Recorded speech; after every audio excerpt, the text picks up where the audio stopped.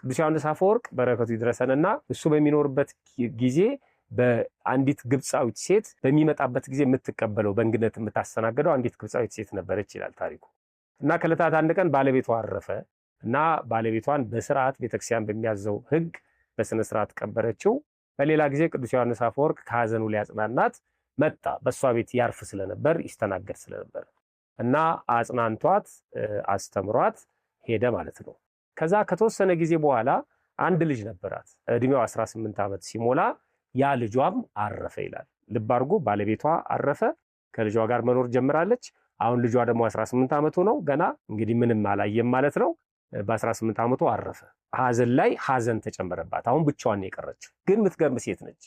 ልጇን ማንም ሰው ሳይሰማ ባለሟሎቿን ወይም ሰራተኞቿን ጠራችና አንድ ነገር እንዳይተነፍሱ በሯን ዘግታ በአግባቡ አጥባ ገንዛ አስተካክላ ወደ ማረፊያ ክፍሉ አስገባችና ቆለፈች፣ መኝታ ቤት ውስጥ ማለት ነው። ከዛ በኋላ መልእክት ላከች፣ የንስሐ አባቷን ጨምሮ ለዘመዶቿ ለካህናቱ መልእክት ላከች።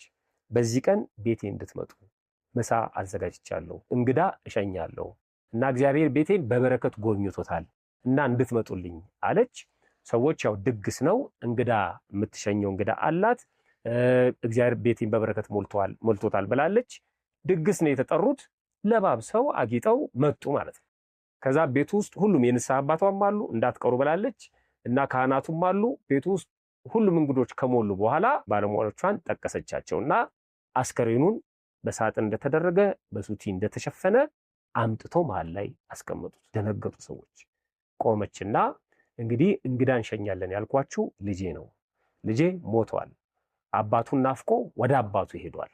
ስለዚህ ዛሬ በክብር ቤተክርስቲያን በፈቀደችው ስርዓት መሰረት ጸሎት አድርገን ሁላችንም እንሸኘዋለን። እንዲህ ለብሳችሁ እንድትሸኙት የፈለኩት እኔ ነኝ እና ሰው ደነገጠ።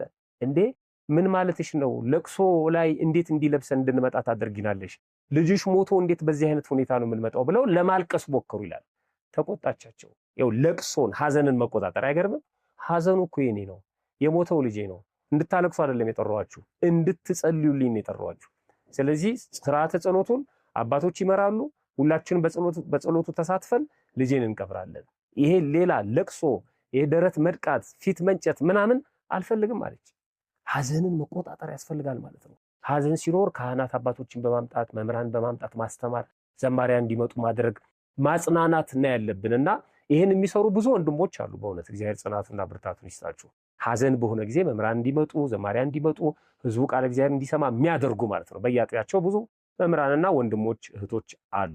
ይሄ በጣም ትልቅ አገልግሎት ነው። ከዛ ልጇን ቀበረችው እንዲያደርጋ ማለት ነው። ምትገርም ነች። አሁን ይኸው ልጄ ሞተ ብላ ብትነግራቸው መተው አያጽናኗትም። ምን የሚሏት ይመስሏቸዋል? ባለቤቷን በሞት አጣች፣ ደግሞ ይጦረኛል ብላ ያሰበችው ገና በ18 ዓመቱ አጣችው። ምን አይነት መከራ፣ ምን አይነት ዱቡዳን የወረደባት ነው የሚለው ሰው። እንደ እግዚአብሔር እንዴት ነው አንቺን ብቻ እንዲህ አድርጎ የሚፈትንሽ?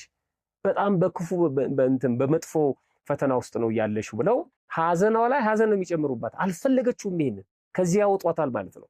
በቃ ተረርቷለች እሷ። የሚገርመው ይሄ አይደለም። ከብዙ ጊዜ በኋላ ያ ይወዳት የነበረው የሚያከብራት እሷም የምታከብረው ትልቁ የቤተክርስቲያናችን መምህር ቅዱስ ዮሐንስ አፈወርቅ ሊቀ ጳጳሱ መጣ ማለት ነው። ሐዘኑ ተረስቷል። አሁን እሷ ተጽናንታለች። ከብዙ ጊዜ በኋላ ነው የመጣው። ልክ እንደመጣ ምን የምታረግ ይመስላችኋል? ወይ እናንተ ምን ታረጋላችሁ? ይኸውልህ ባለቤቴን አጣው፣ ባለቤቴን ባጣው በዚህ ዓመት ደግሞ ልጄን አጣው፣ አሁን ብቸኛ ሆኜ እግዚኦ እሪ ያለች ጉዶንኩ ያለች ነበር የምትቀበለው። እኛ ብንሆን እንደዛ ነው የምናደርገው። ግን ሐዘኗን ዋጥ አድርጋ አባቷ በመምጣቷ ደስ ብሏት ማለት ነው እግሩ ስር ወድቃ አስተናገደችው። የሚደረገውን ነገር አድርጋ ወደ እንግዳ ማረፊያ አስገባችው። ራት አብልታ ሁሉ ነገር ጨርሳ ምንም ከራሷ ጋር ተሟገተች ይላል። እንዲህ አለች ይላል ታሪኩ። አሁን ለአባቴ ይሄንን ነገር ብነግረው ሌሊቱን ሙሉ የሚነግረኝ የሚያስተምረኝን ቃለ እግዚአብሔር አጣለሁ።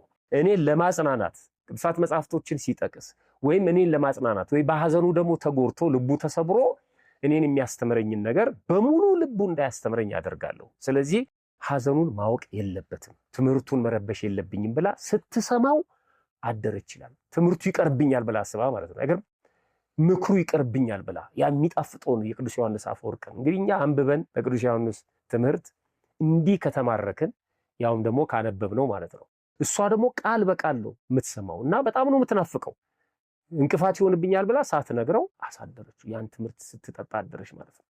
መጨረሻ ላይ ከመስተንግዶ በኋላ ማለዳ ስትሸኘው ወደ በር አካባቢ እየሸኘችው ልጅሽን አላየሁትም ከገባሁ ጊዜ ጀምሮ ደህና ነው። እሱ ነው እንደውም ያስታወሰው በጣም በሚገርም መልኩ ማለት ነው። እና ምን አለች እሷ? አይ ልጄማ አባቱን ናፍቆ ሄዷል። ምን ማለት ነው አላት። ልጄ እኮ ሞቷል። መቼ? እንዴት? ደነገጠ እሱ ማለት ነው። አይ በዚህ ቀን እኮ እንዴት አልነገርሽኝም? እንዴት አልሰማውም ብሎ አሁን ስሜቱ ነው። ቅድም ነግሬያቸዋለሁ። ለምንድን ነው የምናለቅሰው? ለምንድን ነው የምናዝነው? አንዱ ተፈጥሯችን ስለሆነ ብያቸዋለሁ። እና ሰው ነው ያውም ደግሞ ሩሩ አባት እና ጮኸ።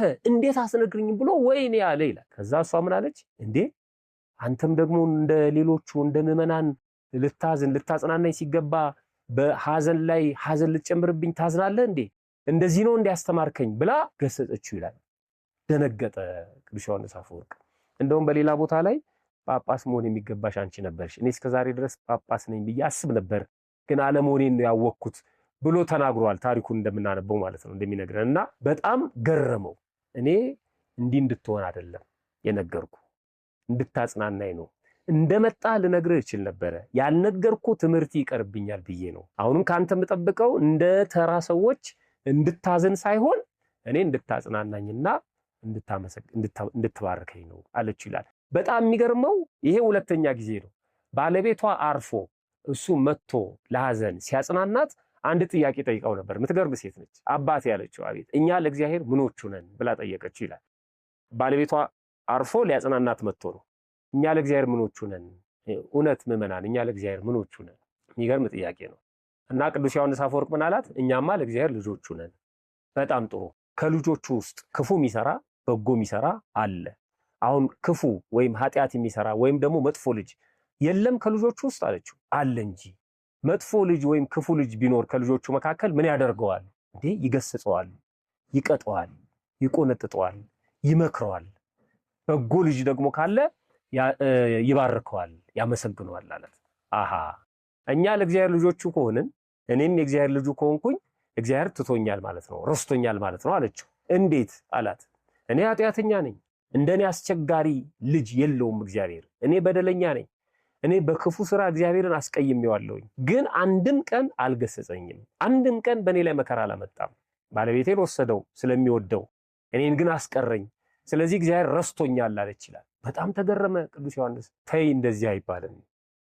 እግዚአብሔር መንገድ አለው፣ ልጆቹን የሚቀጣበት የሚያስተካክልበት መንገድ አለው። በእግዚአብሔር ፍርድ አትግቢ ብሎ በብዙ ቃል አጽናናት፣ መከራትና ያው የባለቤቷን ሐዘን ከባለቤቷ ሐዘን እንድትጽናና አረጋግቷት ሄደ ይላል። ድጋሚ ነው አሁን ደግሞ ይህንን ነገር ያመጣችው ማለት ነው። ስለዚህ በጣም ገረመው እና አባቱን ናፍቆ ሄዷል። አንተ እንድታጽናናኝ ነው የምፈልገው እንጂ እንደ ሌሎቹ እንድታዝን አልፈቅድም አለችው ይላል። ጳጳስ እስከ መገሰጽ የደረሰች እናት ማለት ነው። እንግዲህ ይሄ ያው መመረጥን ይጠይቃል። እኛስ በሐዘናችን እንዴት ነው ከእግዚአብሔር ጋር ያለንን ኑሮ ወይም ከእግዚአብሔር ጋር ያለንን ህይወት የምናሳልፈው?